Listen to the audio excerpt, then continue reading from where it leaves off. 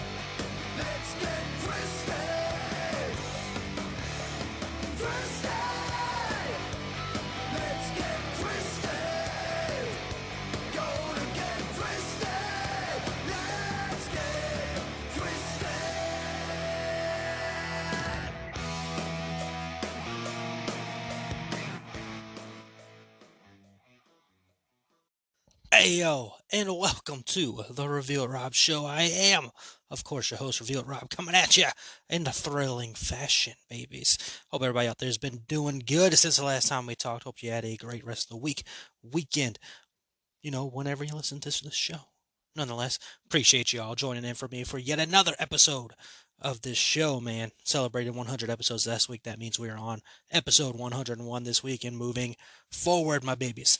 Like I said, man, hope everybody out there had a great weekend. Myself, pretty solid weekend, man. Not going to complain too much.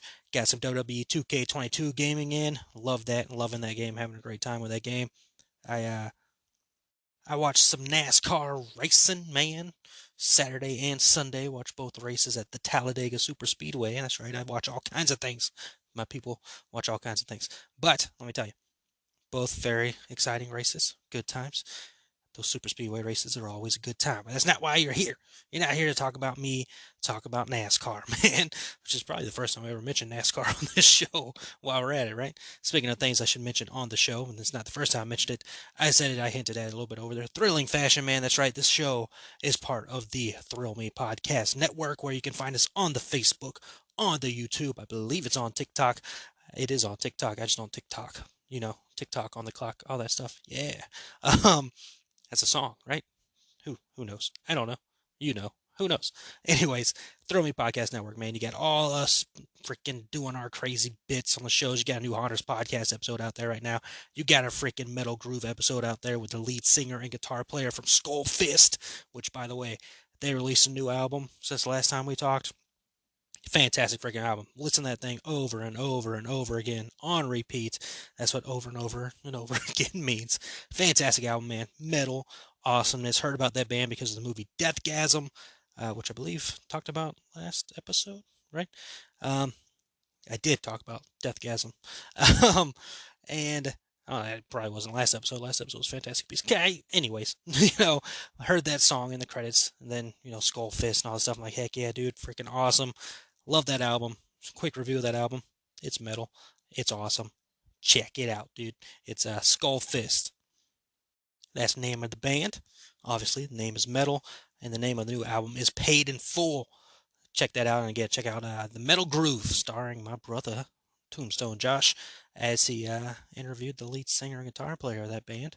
And again, of course, New Hunters podcast episode out where they discuss the rumor of a Universal After Dark or Mardi Gras After Dark or whatever. Something after dark, man.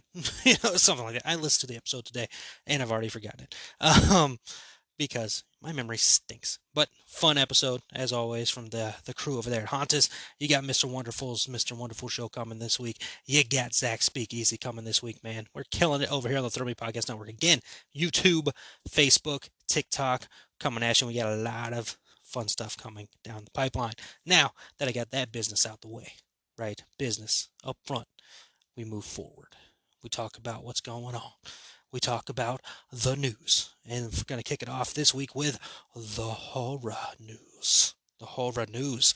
First thing we got here is that Stephen King's vampire story, Salem's Lot, officially has a release date of September 9th, 2022. We still don't have a trailer for this yet, but Warner Brothers did confirm that September 9th, 2022, that's right, this year is the release date for the latest Stephen King property to be turned into a film.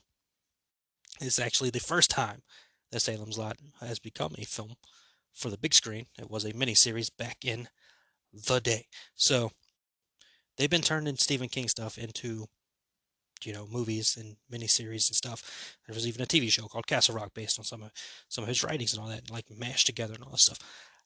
It's fun stuff. It's a good time, and they continue to make Stephen King stuff. And now that we're in this new age, they're trying to bring back stuff from the past, like It. They did that. That was successful. Now they're going to try to do that with Salem's Lot. So best of luck to them on, man. We'll see. I don't even know if that was words. I just said that, but nonetheless, another Salem's Lot movie coming this year. First Salem Lot movie. The other thing was a miniseries. Let's see. Other news. We got Joe Manganiello. You know him. He has signed on to join Uma Thurman and Samuel L. Jackson in the upcoming dark comedy thriller The Kill Room.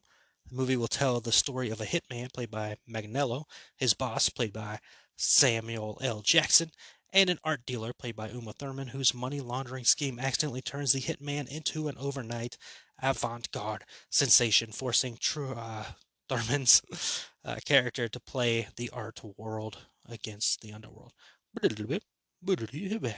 Avant-garde sensation, forcing Uma Thurman's character to play the art world against the underworld.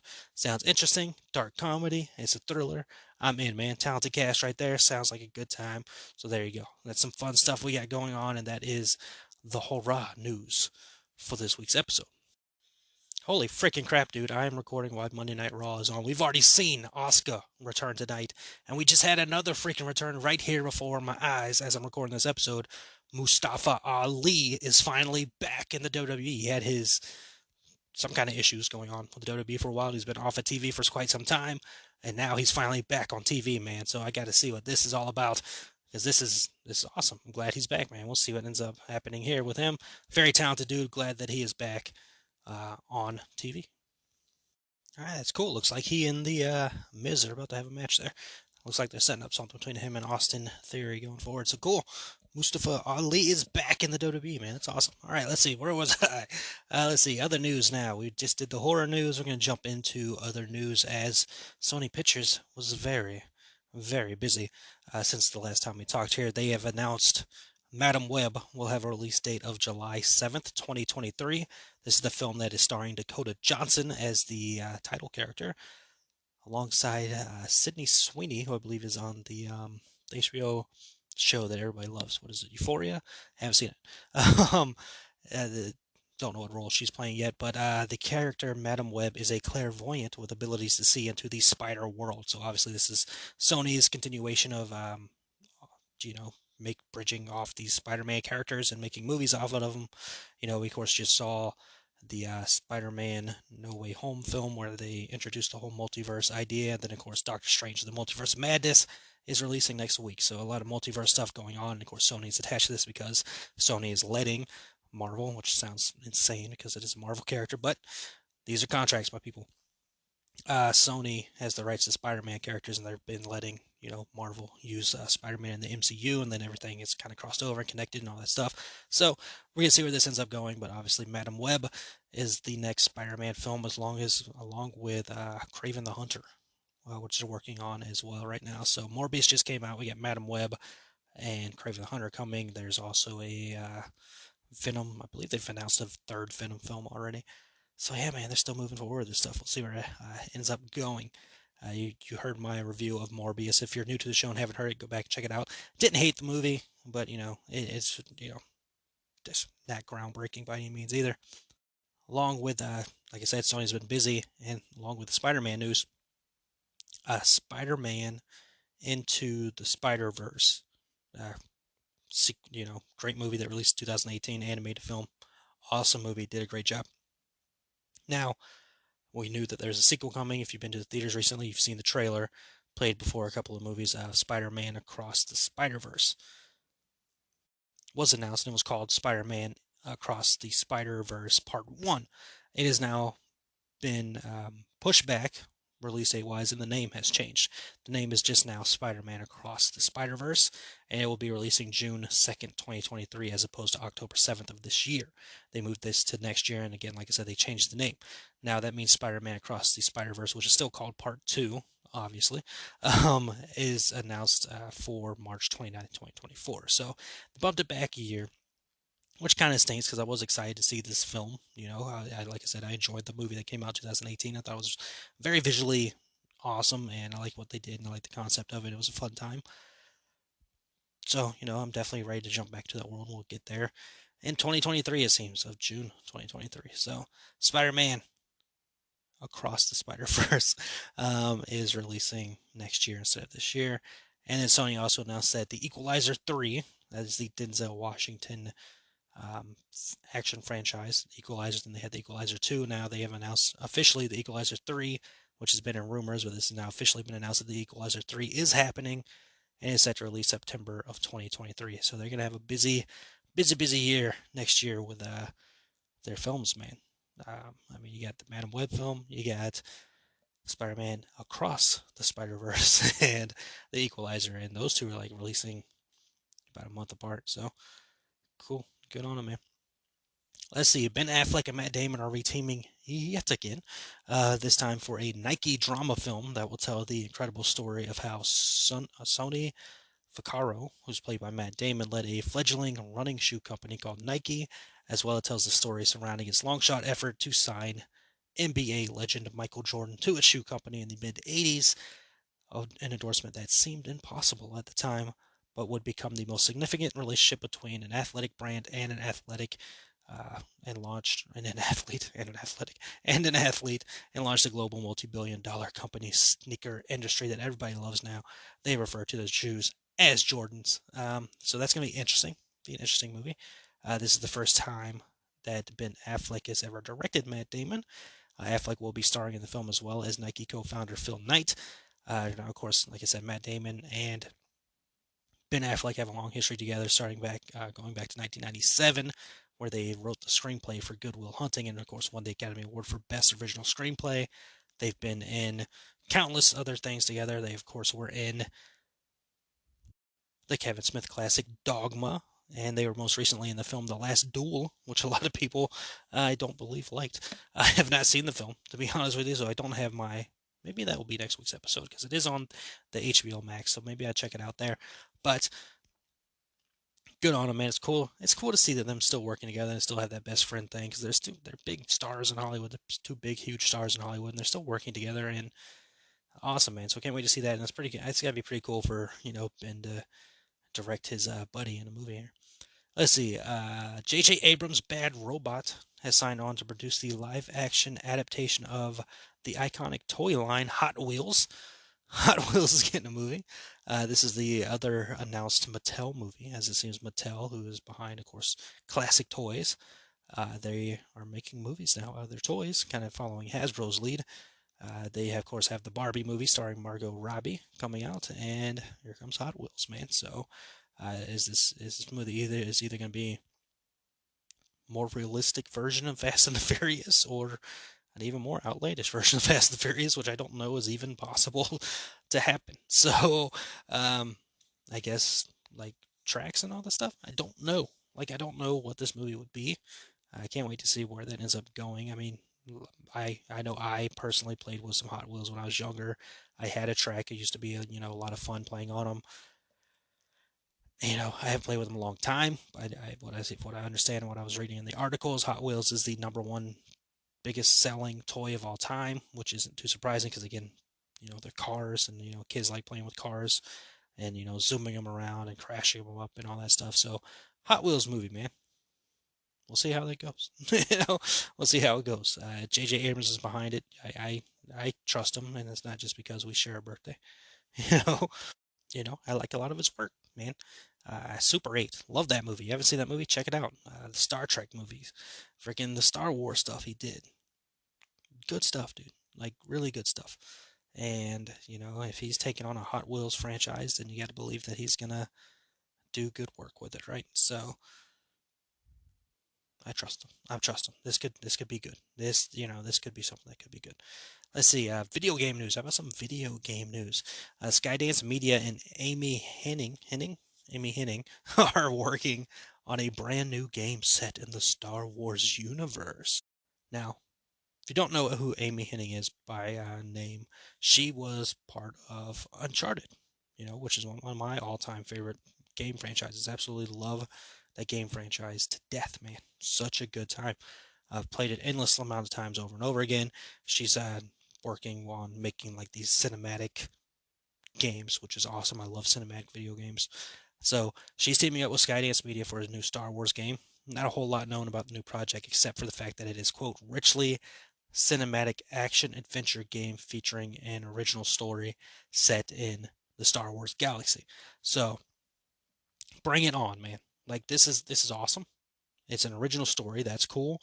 I had a fantastic time with Jedi Fallen Order. It's a fantastic game. If you haven't had the chance to play it, please pick that game up and play it. It is so good. Stars Cameron Monaghan, fantastic actor. He played. I don't know if they ever announced him as Joker on Gotham. I haven't really ever finished watching Gotham. I haven't seen the last season, but he played Jerome. Is it Jacob and Jerome, something like that, which is very Joker influenced. I need to finish watching Gotham. Yeah, I might restart Gotham for all I know. But yeah, Star Wars game. Give it to me. I'm into it. It's just, let me create my character. Let me create my character and let me choose sides, man. Let me either be a Jedi or let me be a freaking let me be like a freaking Sith Lord or something, man. I don't know. I just want to have fun. I want to have fun in a Star Wars game. Let me have like these options. Let me do one, complete the story, and then let me have a play game, a replay ability, and freaking do the story as the bad guy. Freaking that'd be awesome, man. I don't know. Maybe I'm thinking too much. But anyways, we don't know much about the game right now other than it's coming.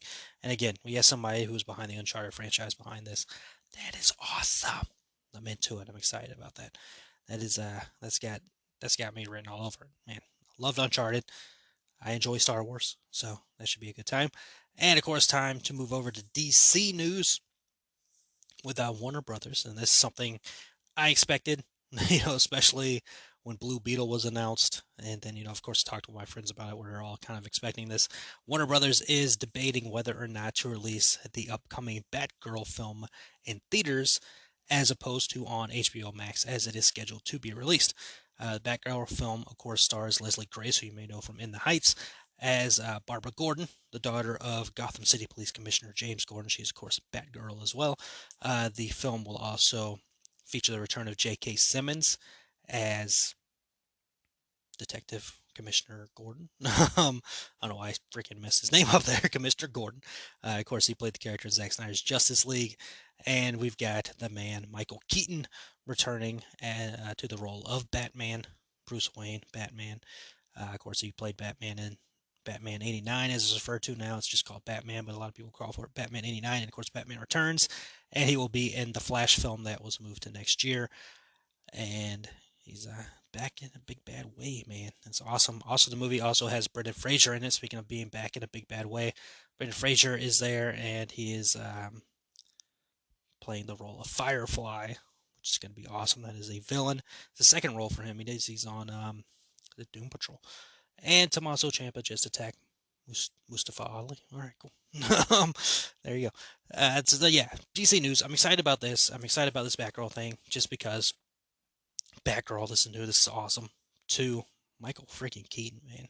Michael Keaton back as Batman. We get to see it finally.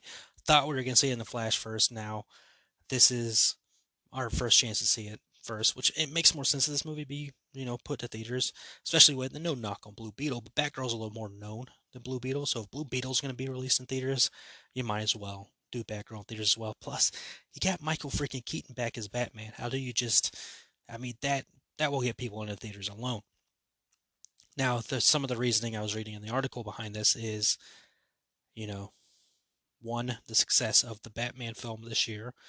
They're high off of that, and they're like, hey, maybe we should put another film in theaters, especially since, we've lost one that was supposed to release this year with The Flash.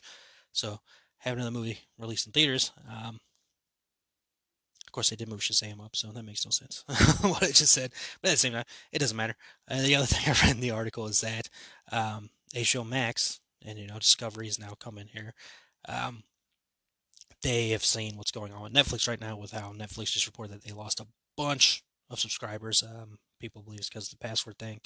People are saying because of the fact that the price has gone up, and they're seeing that making streaming service only option of a film is maybe not the best option. So they're definitely mulling that over, and we're going to see where this ends up going.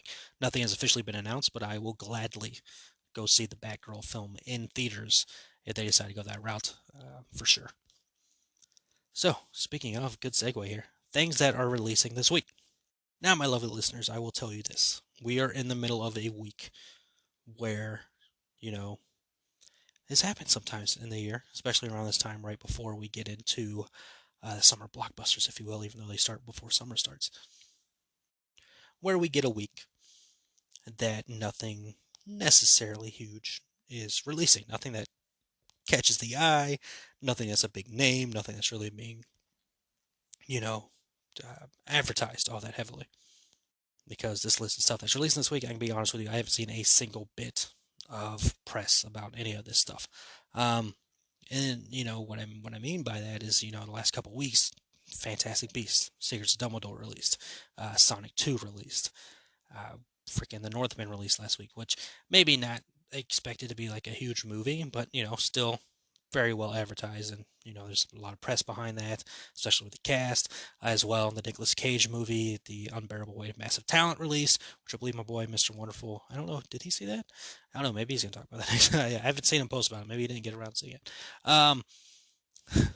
Yeah.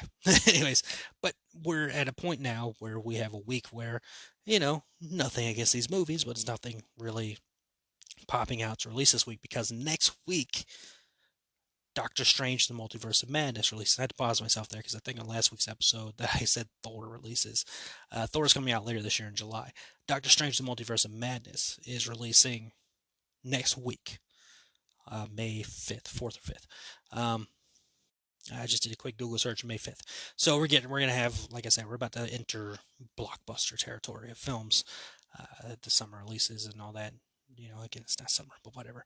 I digress. So this is the week where, some people are like, okay, I can take a break from the movie theater, and then, going back to the movie theater next week because, the big film comes out.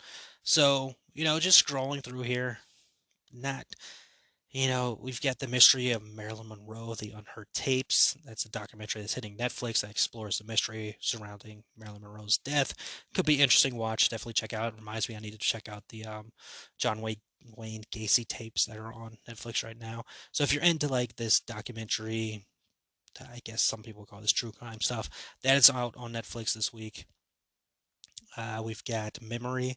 It's the latest Liam Neeson action film that's going to be released nationwide. So this was actually in theaters. He's basically playing an expert assassin with a reputation for precision, so kind of the regular Liam Neeson role, if you will. I think Fortress, The Sniper's Eye, this is one of possibly Bruce Willis's final films, since we know what happened with him and reported what happened with him a couple weeks ago on the show. Again, Fortress, Sniper's Eye, this looks like it's being released in limited theaters. This is about a retired CIA agent, Robert Carter Michaels, who's played by Bruce Willis, and his son Paul, who's played by Jesse Metcalf. They've committed to rebuilding their relationship after their epic last encounters sent protection, the highly secured secret base. So, action film, the Bruce Willis original regular stuff. So, again, just not a whole lot really coming out this week to check out. So, like I said, I'm probably gonna try to watch this Marilyn Monroe thing. I've never been huge on Marilyn Monroe. I know a lot of people loved her and are fascinated by her and everything. I never got into it, but it'd be interesting to check into. I know there's some mystery surrounding her death and all that stuff, so it could be a interesting watch to say the least. So there you go, man. Like I said, not much coming out this week. Next week, we have Doctor Strange releasing, so that's gonna be the big deal. This is kind of the relaxed week, if you will. So that does it for the news. I'm talking about what's going to release this week, which means it's time to talk about the review. And you're like, hey, Review Rob, you haven't given us any idea what you're talking about this week, man. What are you going over? Well, to be honest with you, I'm not going over just one thing. I'm going over three things, man, because I watched three things since the last time we talked. And I want to talk about all three of them because they're interesting in a way.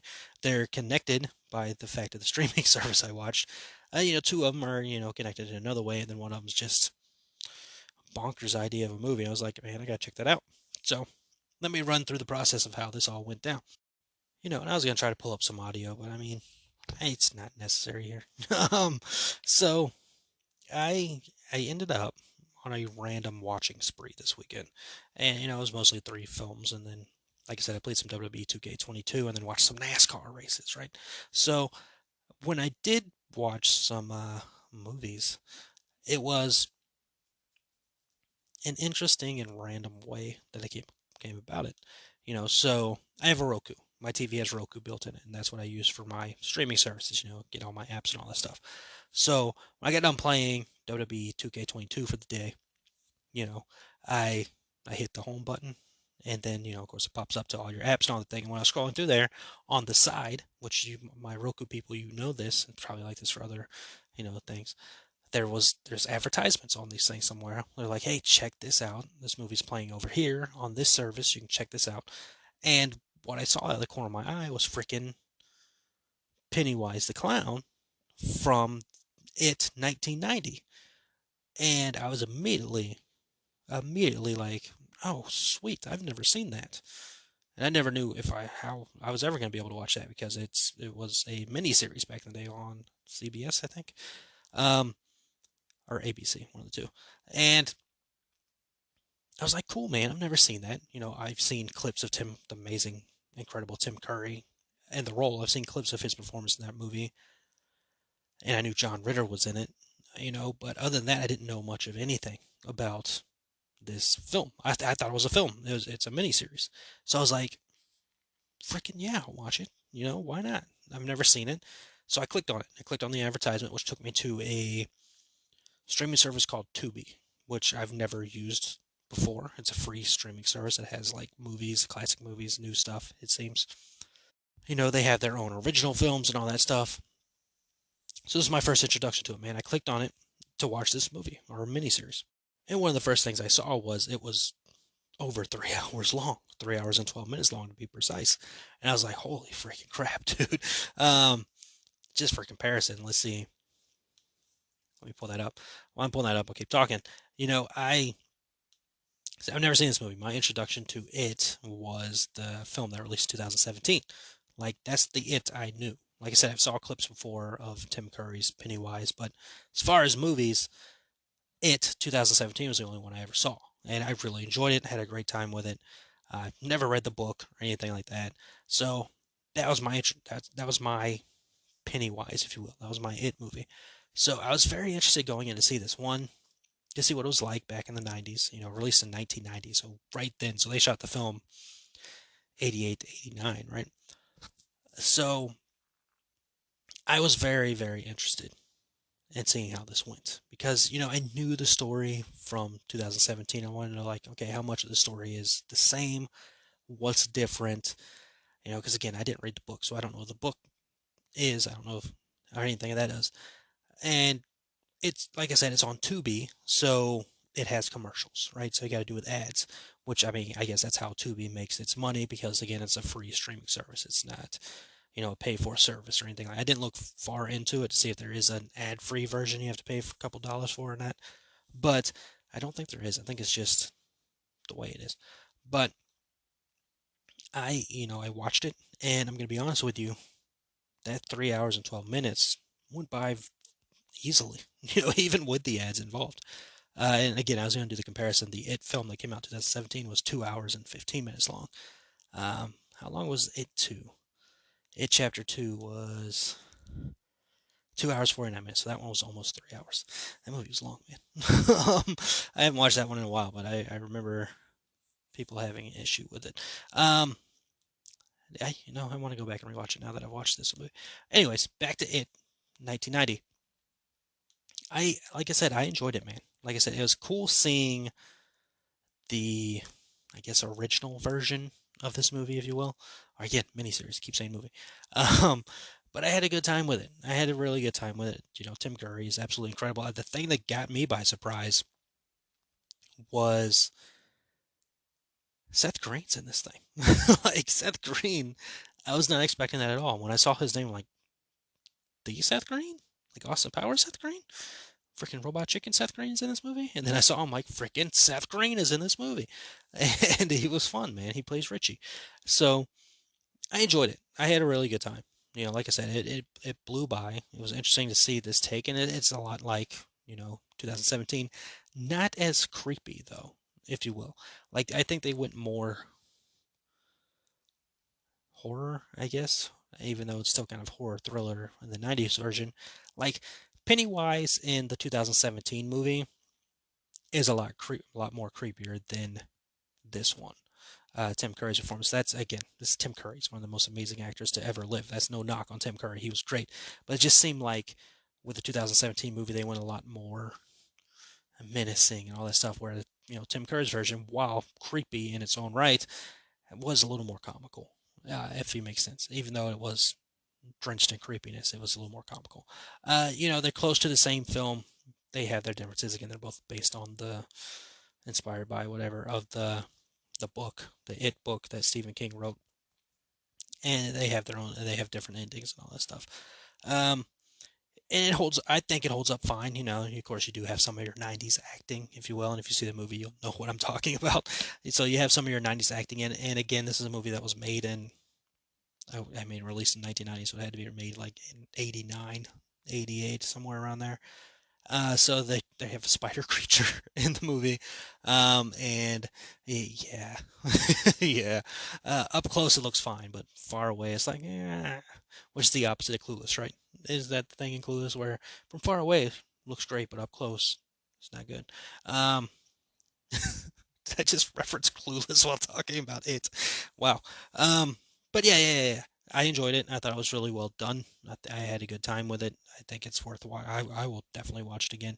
All 3 hours and 12 minutes of it, because again, easy watch, man. And I don't know if it was because I was just interested to see how this one was after seeing the 2017 one and seeing the quote updated version, if you will. I'm doing air quotes. Updated version of it with the better cameras and lighting and effects and all that stuff. In comparing the endings between both films. And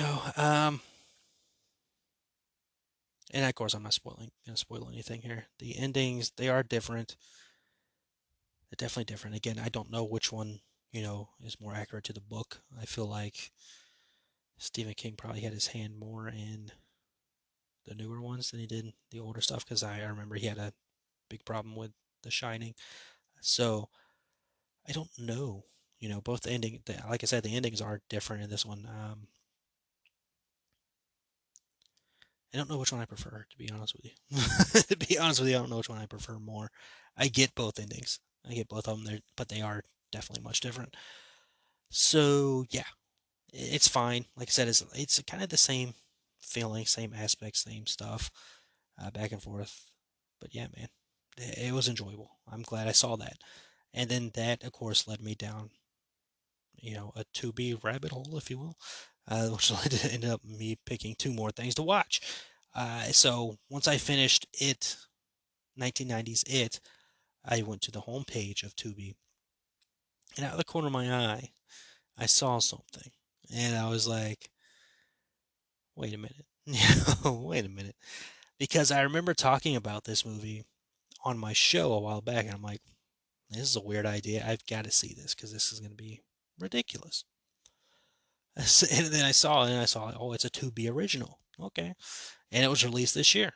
Okay, and I was like, okay, let's see how this goes. So what I ended up watching was a movie called, get ready for it, titled Titanic 666. Um, so I remember talking about this. I remember hearing this idea. I'm like, interesting. Okay. you know, um, Just to let you know, the movie takes place 110 years after the sinking of the original Titanic. This film is based on the Titanic 3, which begins its maiden voyage to the original wreck site, like you do. However, strange things begin to occur after the ship's arrival. So, um, I'm laughing pretty hard at this movie. I'm not gonna lie to you. The movie kept me interested the whole time I was watching it. Like, you gotta understand with me. I'm fascinated by the Titanic. I don't know what it is, but I've always loved the Titanic. I don't know if it's growing up. When I was growing up, the movie came out, so there's all this press about the Titanic, and then of course you hear about the original story and all that stuff. I've just always been fascinated by the Titanic. Um, I mean, it's a wild story, and there's all these mysteries around it about what actually happened and all that stuff. And there's different documentaries talking about what happened, and I've watched several of them. Like it fascinates me. As soon as I see Titanic, I'm like, oh, what's going on? Um, so I always check that out, and I've always been fascinated by it. So when they make these movies, I'm like, okay. So of course there's the Titanic movie with Leonardo DiCaprio and Kate Winslet, which is very well loved, and for all intents and purposes, it's a solid film. Um, there's a movie called Titanic 2, which is god awful. Like that movie is like sci-fi original channel, just bad CGI, like they didn't even try, kind of deal, right? So this movie, I was like, okay,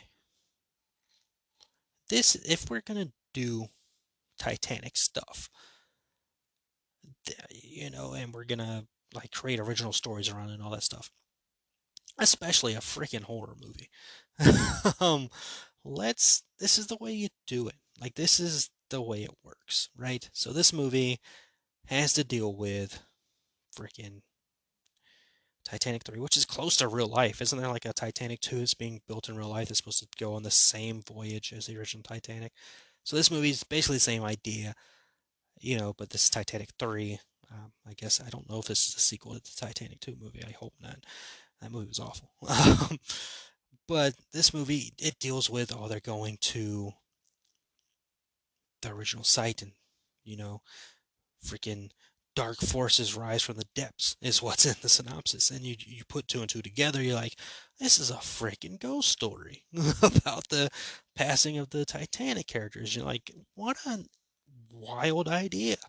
Like, what a wild idea. How did you come up with that? What I know how you came up with it. It kind of tells itself. It's like, what if we sailed the same route as the Titanic, and then when we get to the site where it sinks, we get haunted by the ghost of the people who didn't survive the Titanic.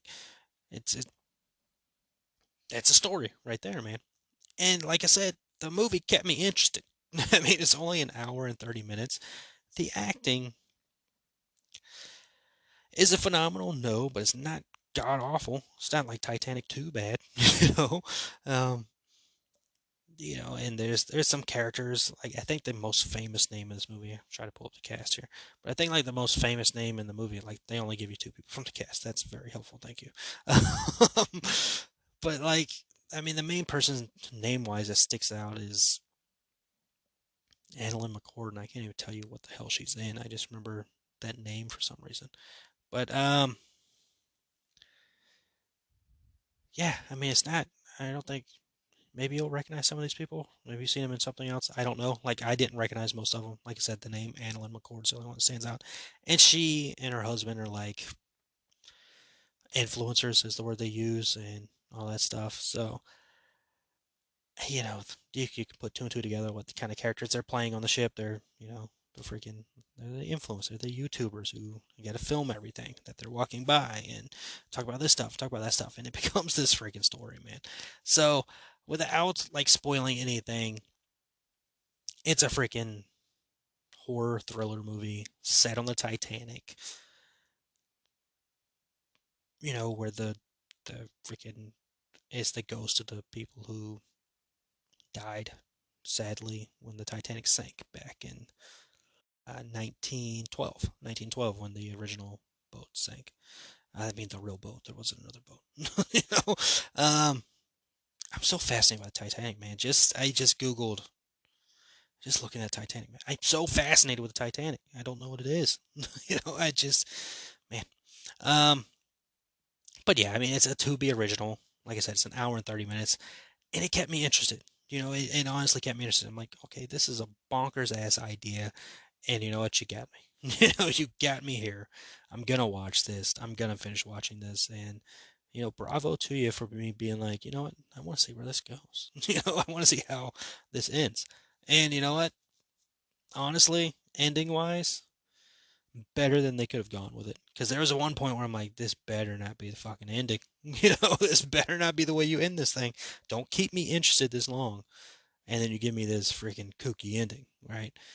The ending they ended up going with was fine. I think it was okay for this movie. But there's at one point I'm like, don't you freaking do it. Don't you do it.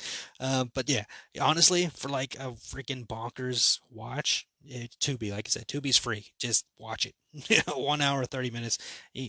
Throw some ads in there, but 1 hour, 30 minutes is like I said, it's freaking, I wouldn't say it's like, maybe it's Ghost Ship. I don't know. I haven't really watched Ghost Ship. But it's the freaking Titanic, dude. It's the most famous ship in the world used for a horror and thriller movie, man. Like, if I had any creativity to write a story, like, this is something I would be like, dude, I want to figure out how to make a horror movie on the Titanic. And, like, freaking, there you go. So they went with it. They went with it in an interesting way. Freaking IMDb has it at a 5 out of 10. All right. Freaking A, man. Go ahead, IMDb. I don't think Rotten Tomatoes actually has the movie on its page. Now I gotta look this up because I want to know what Rotten Tomatoes gave this thing. Let's see. Rotten Tomatoes. Like, it doesn't even have a pop-up for it. All right, cool. um, here we go. Yeah, it has a 10% audience score and no critic score. It has one critic review. Can I click on it? I just want to know for the heck of it. Against all odds, Titanic 666 is too dramatic and straight-faced for its own good. No, it's not, man. The movie's fine. This person gave it a 4 out of 10. I think the movie's fine. Is it anything spectacular? Fuck no. But it's interesting enough to watch, man. Hell, I might watch it again eventually because it's just wild. I tell you what, I enjoyed it more than Texas Chainsaw Massacre this year. I said it. I said it. And I'm gonna stand by it. But yeah, there you go, Titanic 666. So from there, I ended up watching yet another thing on Tubi, and ended up being a Stephen King thing yet again, and yet again something I've never seen. It came up in the suggestions for. I think it came up in the suggestions for both because I think it's about to leave Tubi. And it was Salem's Lot, 1979 Salem's Lot. Again, have not read the book, and I never saw this. This is also a mini series. Back in 1979, this was on CBS.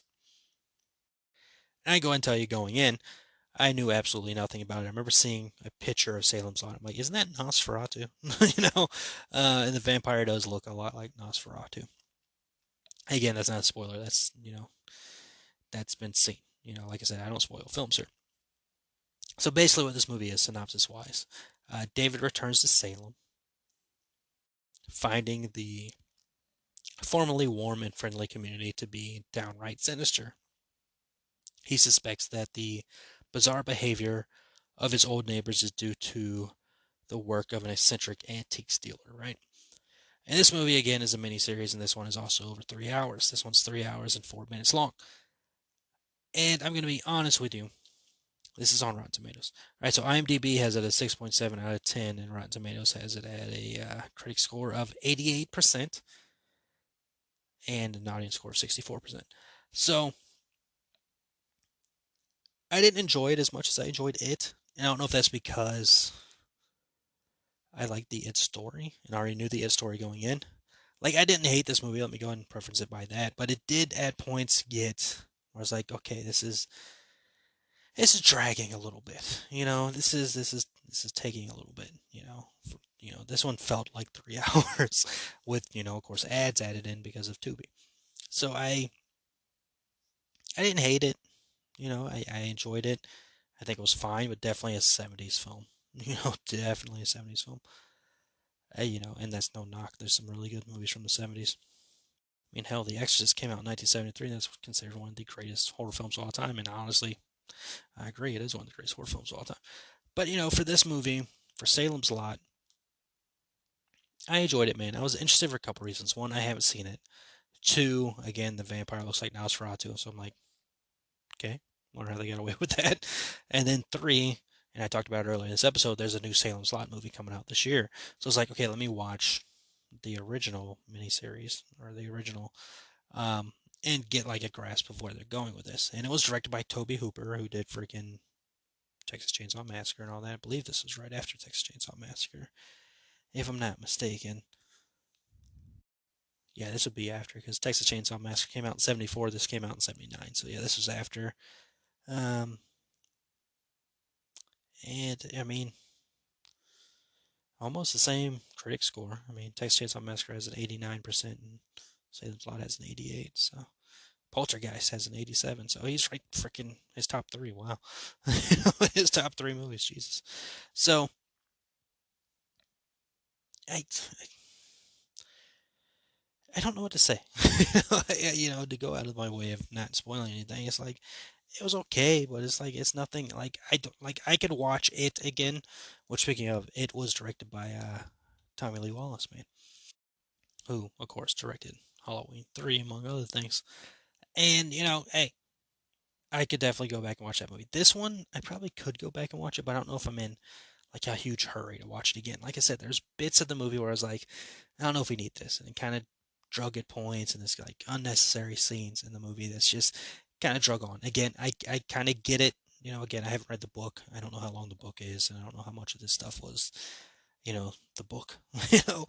But like I can understand. It's a freaking mini series, so you're trying to space it out as much as possible and all that stuff. But yeah, I mean, if this was like a straight up movie, I mean, it says it's an hour and 52 minutes right here. So what the hell is the three? I guess that is with the ads and all that stuff, commercial breaks and everything. So an hour and 52 minutes is the runtime. Interesting. Yeah, too long, too long. It's a fine film. Again, I'm not gonna sit here and hate on it. It's perfectly fine, but it seems a bit too long. It seemed a bit too long. Like I will say, like the mystery aspect of it, of trying to figure out, I don't even know. Even with that, like when I'm trying to circle back, like there's a mystery of what's going on with the town, but at the same time, I don't know. I don't know. I will say there are some scenes in the movie that are pretty freaking creepy. I will give it that, but probably not. Maybe they're, I was about to say maybe the scenes that are supposed to be like the most memorable scenes of the film, but there are like a couple scenes in the movie where that felt a little uneasy. Like I said, I don't want to spoil anything, so I'm not going to go into it, even for a film that was released in 1979. Like, you've had plenty of time to watch it. But like myself, I just watched the movie, so, or miniseries, or whatever the hell. Um, so yeah, man, I don't know. I can't fully gather my thoughts on, I didn't hate it, didn't love it. It was. I like to say that it was. Like, it's fine. It's a fine film. Like I said, there's a couple of moments in there that are a little wild, and I don't know. It seemed like it was kind of an all over the place movie. Yeah, what? Maybe not an all over the place movie. Just way too much movie when it didn't need to be, man. Like I don't think we needed as much stuff that we got in there. It works for a mini series. Let me put it that way. If they decided to do a mini series again, I'd get it, especially with all the detail and all the stuff they're going to. But if we're doing just a straight up movie, we didn't need a lot of that information. Like we didn't need a lot of the stuff they provided, and we're gonna see how this movie ends up going. This new one that releases this year, we'll see how that ends up going. Is it still gonna look like Nosferatu? Like that's still the thing that I'm trying to figure out. I'm like, is Stephen King's idea of vampires Nosferatu? Because at this point you would have had Dracula and all that stuff. So I guess Stephen King wanted to go more Nosferatu route, which is cool, which is fine. It's an interesting look to say the least. And like I said, there are some good creepy moments in it. So again, I don't. It's hard for me to pinpoint it. I think it's just too long. It's just too long. The It movie, again, I'm kind of repeating myself here, so I know I'm getting at the end of this. But the It film miniseries or whatever, interested the whole time. 3 hours flew by. This movie, the 3 hours felt like 3 hours. And I think that's the best way for me to put it. It doesn't mean it's a bad movie. It's just, there's too much. There's too much. Again, the Batman came out this year. That movie's close to 3 hours long. Didn't feel like 3 hours, Avengers Endgame, that movie was, 3 hours long. Didn't necessarily feel like 3 hours. So, but that movie as well does have some scenes in it. I'm like, So, I'm not going to tell you. I never tell you not to watch a movie. But if you, it's on Tubi, it's on Tubi. If you want to check it out, check it out. Again, it's not a bad movie. You can watch much worse. But again, it is 3 hours. So, decide, if that's something you're definitely going to want to go into there. But I'm going to tell you something that I'm definitely going to want to go into, and that's Tubi. Like, I've been sleeping on Tubi, man. Like, I didn't know anything about it. Bravo to freaking Roku for doing the advertisement there, because freaking that's 3 things right there that I watched, and honestly enjoyed all 3. As freaking bonkers of an idea as Titanic 666 was, that kept me interested the whole time, right? The It miniseries, really good. The Salem's Lot miniseries was good. Even though I just circled around, trying to, say what I felt about the movie, or miniseries, it was still good, right? It was good. So, Tubi, man, I gotta look in there and see what else is going on in the Tubi world, because freaking free. Again, you have to deal with the ads, but I grew up in a time where you had to watch ads, right? And we go to the movie theater, we have to watch fucking 20 to 30 minutes of ads before we get into a movie, so not necessarily a bad thing. So yeah, man, Tubi, I gotta check out what else they got going on over there. And yeah, that does it for this episode, right? There you go, man. I had no idea. I did not expect to get, I guess with 3 reviews, I would get around my normal time frame here. So that does it, man. Appreciate you all for listening to me, especially if you made it to this part. You're like, he said the same thing 5 times about that freaking Nosferatu movie. First off, Salem's Lot. And secondly, Nosferatu movie works as well. But yeah, that happens, man. I go out of my way. I think Zach said that. I go out of my way to not spoil a movie, and I'm proud with that, man, because I don't want to spoil a movie for anybody. That sucks, man. I've had movies spoiled for me, and I freaking hate it. I can't stand it when that happens. So I try my best to be as vague as possible about the movie and just kind of explain to you how I felt while watching the movie. I will never tell somebody to not watch a movie, because we all have our different opinions about what we love and what we enjoy. Perfect example. Today, the director of the Mummy 2017 film came out and said it was one of the worst moments of his life making that movie. Freaking okay. I love that movie to death. Like 2017 Mummy movie, I love it to death. It's my favorite Mummy movie. I've seen the Brendan Fraser ones. I've seen the original one. Enjoyable, but this freaking one's still my favorite one, bar none. And I will not change or lose that because other people hate it or not. Freaking Mr. Wonderful. That's my boy. That's my bro. He doesn't like that movie. I enjoy the movie. I have a great time with it. So, nonetheless, man, that does it for this episode. As always, remember, watch what you want to watch. Watch the movies you want to watch. Love the movies you want to watch. Nobody can tell you different. Nobody can tell you that the movie sucks, because you decide if you like that movie or not. I just give you my, viewpoints, and if it helps you decide to watch a movie, freaking love it, man. That's awesome. But that does it for this week's episode. Again, follow the Thrill Me Podcast Network on Facebook and on YouTube for all the content and for all the podcasts. And we've got some stuff coming down the line. We're up to something. And again, Mr. Wonderful show is coming out. Zach Speakeasy show is coming out. And of course, you've already got Haunters Podcast and the Metal Groove out there right now. So check it all out, man. All good times to be had. But as always, appreciate you all taking the time to listen to me ramble on about the movie stuff that's going on out there and video games. And I talked about NASCAR on this episode. And live WWE talking. RKO. Right there. Happy 20th anniversary to Randy Orton. And I love this show, man. I have so much fun doing the show. Again, it's a twisted show. Everything's going. Another RKO right there. Again, that does it for this week's episode. Appreciate you all. Hope you all have a wonderful rest of the day, week, whenever you decide to listen to this. Up, RKO right there. And that does it, man. Thank you. Oh, I smell another one coming. Here it comes. And RKO. There we go. All right, that does it for this week's episode. And remember, as always, the happiness can be found even in the darkest of times if one remembers to turn on the light. God, I had a lot of fun recording this episode. Talk to you all next episode.